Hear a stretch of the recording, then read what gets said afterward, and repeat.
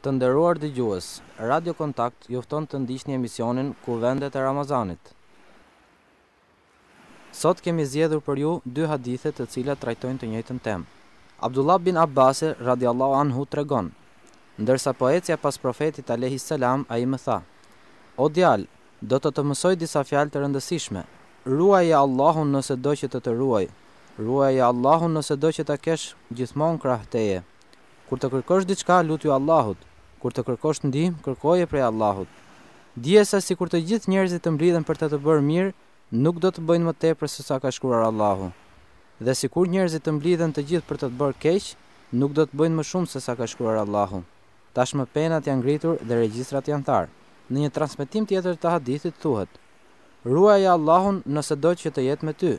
Kujtoje Allahun në rahati, të kujtojë në vështirësi. Dije se ç'nuk të ka gjetur, nuk ishte për të gjetur kurrësi, dhe ç'të ka gjetur do të gjente gjithsesi. Fitoria vjen me durim, shpëtimi vjen pas ngushtimit dhe pas vështirësive vjen lehtësimi. Ky është një hadith shumë i rëndësishëm që lidhet me parimin e respektimit të drejtave të Allahut dhe të mbështetjes tek ai. Thënia e profetit alayhis salam, o djalë, ka të bëjë me Abdullah bin Abbasin, i cili në atë kohë ishte 9 vjeç, moshë në të cilën njeriu është në gjendje të kuptojë. Thënia e profetit alayhis salam do të mësoj disa fjalë të rëndësishme, do me thënë disa parime të rëndësishme që megjithse janë pak, janë kuptim plota. Në një transmetim tjetër thuhet: ti mësosh vetë dhe tua mësosh të tjerëve. Thënia e profetit alayhis salam, ruaje Allahun, do me thënë ruaju që ti kryesh të gjitha detyrimet që ke ndaj tij, të mos i shkelësh kufit që ka vendosur, të largohesh ndalesave të tij, ta kesh frikë gjithmonë dhe të mos bësh ndonjë gjë që nuk e kënaq atë. Thënia e profetit alayhis salam, nëse do të ruaj, do me thënë nëse do që Allahu të ruaj ty, familjen, pasurinë dhe fen tënde, sidomos pas vdekjes, pasi shpërblimi vjen sipas punës. Thënia e profetit alayhis salam, ruaje Allahun nëse do ta kesh gjithmonë krah teje, do me thënë kush e ka frikë Allahun pa e parë, do të jetë për herë nën kujdesin e tij hyjnor kudo që të ndodhet, nuk do të ndihet asnjëherë i vetmuar, i lënë pas dore dhe do të fitojë pavarësinë nga njerëzit. Thënia e profetit alayhis salam, kur të kërkosh diçka, lutju Allahut, pra nëse do të duhet diçka, drejtoja lutjen Allahut, sepse tek ai ndodhen depozitat e gjithçkaje. Ai e ka ndarë riskun dhe ja ka caktuar secilit siç deshi vet.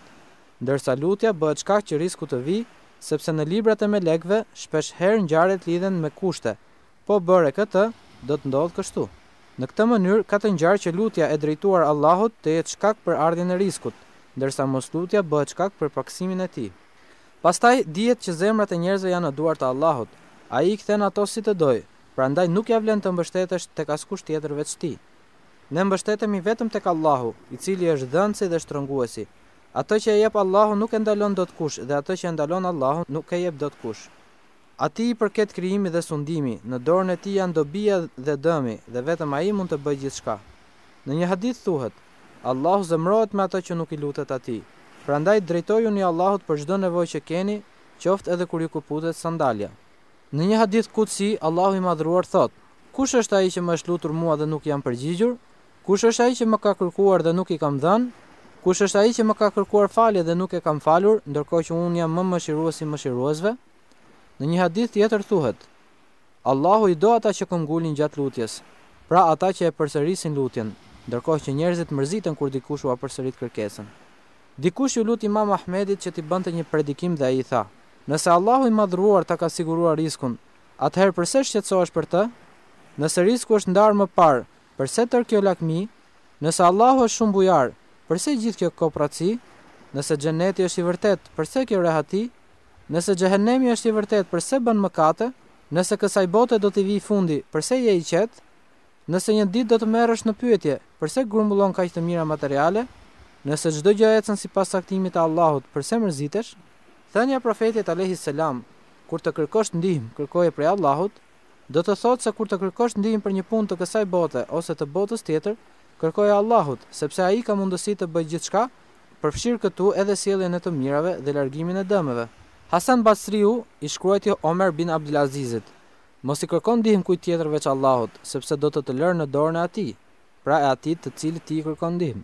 Thënia e profetit alayhis salam, dije se si kur të gjithë njerëzit të mblidhen për të bërë mirë, nuk do të bëjnë më tepër se sa ka shkruar Allahu, Dhe sikur njerëzit të mblidhen për të të bërë keq, nuk do të bëjnë më shumë se sa ka shkruar Allahu, është e ngjashme me thënien e Allahut të madhëruar: nëse Allahu të sprovon me një të keqe, askush nuk mund ta largojë atë veç tij. E nëse dëshiron të jap ndonjë të mirë, askush nuk mund ta pengojë dhuntinë e tij. Pra, njeriu duhet ta kuptojë se kur e prek ndonjë mirë dhe e keqe, duhet i drejtohet vetëm Allahut, sepse vetëm ai e ka në dorë dëmin dhe dobinë. Nëse dikush do të të bëjë keq me diçka që Allahu nuk e ka shkruar, kjo gjë nuk do të ndodhë dhe përpjekja e tij do të pengohet, ose efekti i saj nuk do të jetë dëmtues. Si rrjedhim, duhet të mbështetemi vetëm tek Allahu i lartësuar dhe të mos i varim shpresat tek ndonjë gjë tjetër veç tij. Ajo që tha më sipër nuk bie në kundërshtim me fjalën e Musait alayhis salam në Kur'an, prandaj kam frikë se mos më vrasin, sepse njeriu është urdhëruar të shmanget shkaqeve që mund ta dëmtojnë dhe të kërkojë shpëtimin, pavarësisht nëse mund të shpëtojë ose jo. I tillë është urdhri i Allahut: merrini masat dhe përgatituni, ose mos u hidhni me duart tuaja drejt shkatërimit. E tillë është edhe thënia e Omer bin Hattabit: i largohemi caktimit të Allahut për të shkuar drejt caktimit të tij. Thënia e profetit alayhis salam, tashmë penat janë ngritur, do të thënë që shkrimi në Lehbi Mahfudh i gjërave që do të ndodhin deri në ditën e gjykimit ka përfunduar. Thënia e profetit alayhis salam dhe regjistrat janë tharë, do të thotë se regjistrat ku është shkruar gjithçka që do të ndodhë deri në ditën e gjykimit nuk mund të ndryshohen më. Megjithatë, në disa regjistra ndodhin ndryshime në përshtatje me dijen e përhershme të Allahut, siç thuhet në ajetin: Allahu fshin çfarë të dojë dhe thekson çfarë të dojë, ndërkohë që tek ai ndodhet baza e librit. Baza e librit është dija e Allahut, e cila është e përhershme dhe pa ndryshueshme, siç ka thënë Ibn Abbasi dhe të tjerë. Kush është njohur me sa më sipër, duhet të kuptojë se ka ardhur koha të mbështetet vetëm krijuesit të tij dhe askujt tjetër. Muslimi transmeton se profeti Muhammed alayhis salam ka thënë: Allahu e ka shkruar fatin e krijesave 50.000 vjet para se të krijonte botën. Gjithashtu, Muslimi transmeton se njëri nga shokët e profetit alayhis salam e pyeti: po ne kur veprojmë sipas asaj që është caktuar e shkruar, apo sipas asaj që pritet të shkruhet? Profeti alayhis salam ju përgjigj: ne veprojmë sipas asaj që është shkruar. Atëherë pse punojmë? E pyeti shoku. Profeti alayhis salam ju përgjigj: punoni, sepse secili do t'i lehtësohet të bëjë atë gjë për të cilën është krijuar. Në një transmetim tjetër të hadithit thuhet: ruaje Allahun nëse do që të jetë me ty. Kujtoje Allahun në rehati që të kujtojë në vështirësi. Pra, kur të jesh në gjendje të mirë, përkushtoju Allahut dhe ai do të shpëtojë në rastet e vështirësive. Disa thonë se kuptimi është që njeriu të bëhet i njohur te engjëjt duke bërë adhurim me vepra të mira kur është në gjendje të mirë, kështu që kur të jetë në vështirësi, engjëjt të ndërmjetësojnë për të tek Allahu i madhëruar, duke ju lutur atij që ta shpëtojë nga vështirësitë. Këtë e mbështet një transmetim ku thuhet: kur njeriu lutet në gjendje të mirë ashtu siç lutet në vështirësi, engjëjt thonë: o Zoti ynë, ne e njohim këtë zë. Ndërsa kur nuk lutet në gjendje të mirë, por vetëm në vështirësi, engjëjt thonë: o Zoti ynë, ne nuk e njohim këtë zë. Thënia e profetit alayhis salam: dije se ç'nuk të ka gjetur, nuk ishte për të gjetur kurrësi, dhe ç'të ka gjetur do të gjente gjithsesi, do të thotë se çfarë ishte shkruar se nuk do të ndodhte, kurrësi nuk mund të ndodhë. Dhe anasjelltas, çfarë është shkruar se do të ndodhë, do të bëhet realitet patjetër. Njeriu që e kupton këtë, ka kuptuar esencën e besimit, siç thuhet në një hadith të transmetuar nga Imam Ahmedi: çdo e vërtet e ka një thelb. Njeriu nuk e arrin dot thelbin e besimit derisa ta di se ç'nuk i ka ndodhur, nuk ishte për t'i ndodhur kurrësi, dhe ç'i ka ndodhur do t'i ndodhte gjithsesi. Këtë mbështet edhe thënia e Allahut të madhruar: çdo fatkeqësi që ju prek në tokë dhe në vetet tuaja është e shkruar në libër para se ta krijojmë botën. Profeti alayhis salam ka thënë: kur Allahu e do një popull, e sprovon me vështirësi. Kush mbetet i kënaqur me Allahun, edhe Allahu kënaqet me të, ndërsa kush hidhrohet me Allahun, edhe ai zemrohet me atë. Thënia e profetit alayhis salam: fitoria vjen me durim, do të thotë se fitoria ndar armiqve vjen me durimin për të qenë gjithmonë në bindje të Allahut dhe për të mos i shkelur kufijtë e tij.